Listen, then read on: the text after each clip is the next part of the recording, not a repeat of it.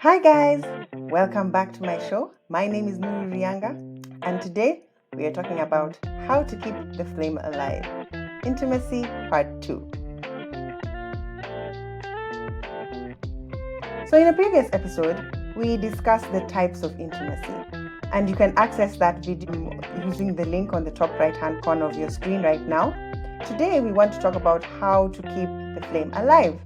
And so just a recap of what we talked about in the previous video, we mentioned 5 types of intimacy: emotional intimacy, physical intimacy, mental or intellectual intimacy, spiritual intimacy, and social intimacy. Now, intimacy just doesn't happen overnight. It's something that is built gradually over time by two people based on their interactions. Now, it's not merely just spending time doing activities together every day. It's more about the quality of the experiences that the both of you share, either physically, emotionally, socially, mentally, or spiritually as well. It's basically about consistency, slowly chipping away at the areas where you need to improve on your intimacy in these different spheres and making it work. Now, in some cases, the intimacy might not have been there from the very beginning, or there's only one type of intimacy that you people are always on, while the other ones are not really strong. And so that's what this video is about. It's for couples whose intimacy levels have either waned or decreased, or whenever they're at all. And it's all about how you can bring back that spark into your relationship and into your marriage. How do you keep the flame alive?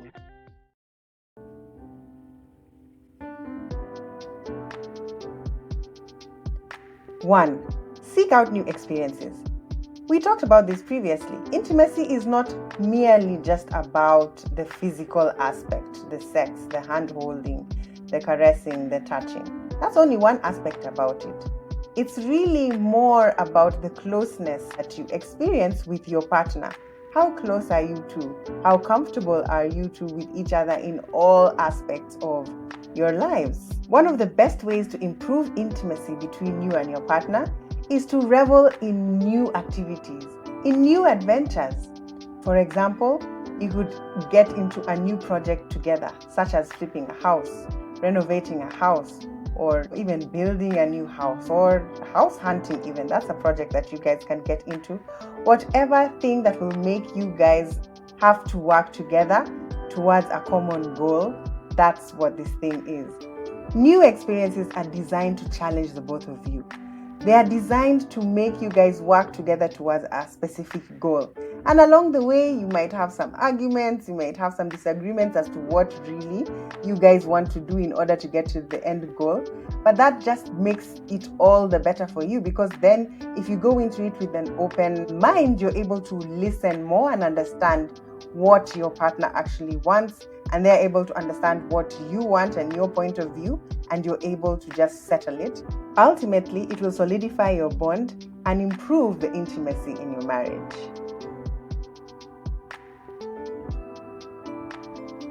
2, cherish your comfort and connection.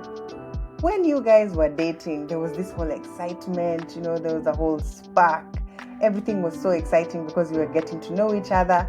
And then you get married, and as the days move on and they turn into years, then you start getting comfortable with each other, and this initial excitement and sense of adventure slowly starts to decline.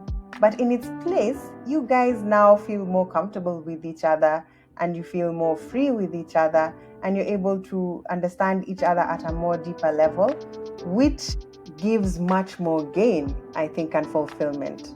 In order to bring back the spark, you can always choose to remember with your partner those times and reminisce those times when you were dating. Talk about how it made each of you feel when you first saw each other, and sort of relive those moments. It will not only help you remember what made you fall in love with this person in the first place, but also help you appreciate more the depth of emotion and connection that the two of you have cultivated. 3, change up your routine. A change is as good as a rest. You're very comfortable with each other. You just have a working routine that makes life easier for everyone, especially when you have children. But changing routine also has a part to play in improving intimacy. It could even be something as simple as changing up the pet names that you call each other. It would also be spending a little bit of time apart. Now, I'm not talking about giving each other space or separation or things like that, no. But allowing each other time, a couple of days to do or focus on your separate projects that you're working on, either at work or at home, and then being able to come back. They usually say that absence makes the heart grow fonder, and so improve on that intimacy level that's there.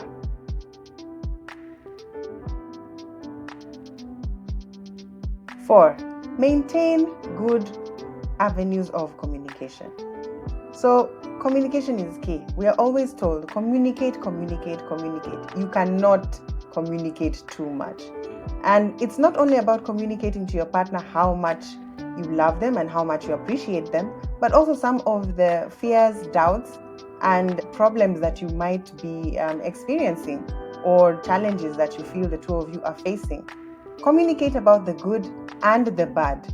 This helps your partner always know where your mind is at, and for you also to know where their mind is at, and not only help each other solve problems, but simply just be there for each other, understanding that this is what my person is going through, and while there's nothing I can do to help them in that situation, just being there for them makes them feel that there is someone walking with them through whatever it is that they are going through. There is nothing like too much communication in a marriage. Even if the communication is about disagreement, it's very important. Being able to each air your views or your point of views in a calm and respectful manner, with the aim of understanding where each person is coming from and then reaching a solution.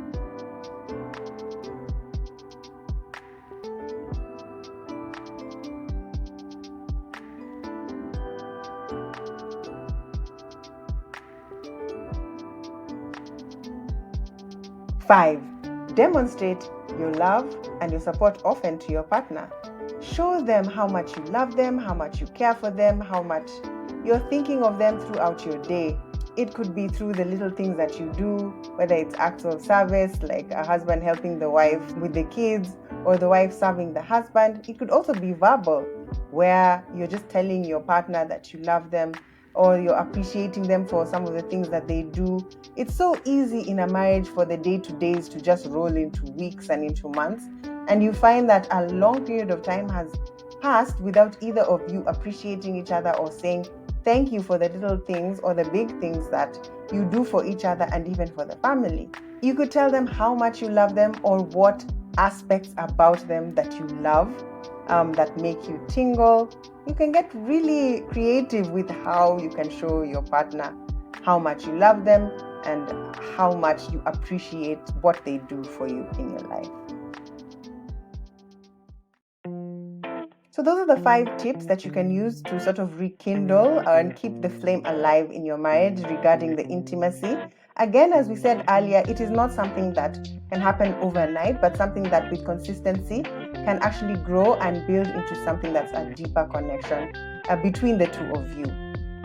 And just because at the present time you're not experiencing a certain level of intimacy in any of the spheres, whether it's emotional, physical, social, intellectual, or spiritual, it doesn't mean that your marriage is doomed. It just means that maybe there's a gap that needs to be filled. And once you identify that gap, then you're in a better position to fill it and to work consistently, carefully, diligently with your partner to make it work. This marriage happened between the two of you. It's a promise that you guys made to each other.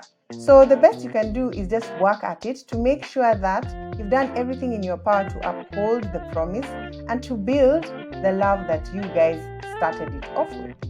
Well, guys, that's it for today. I hope that there are some insightful tips that you've gotten as to how to rekindle your marriage.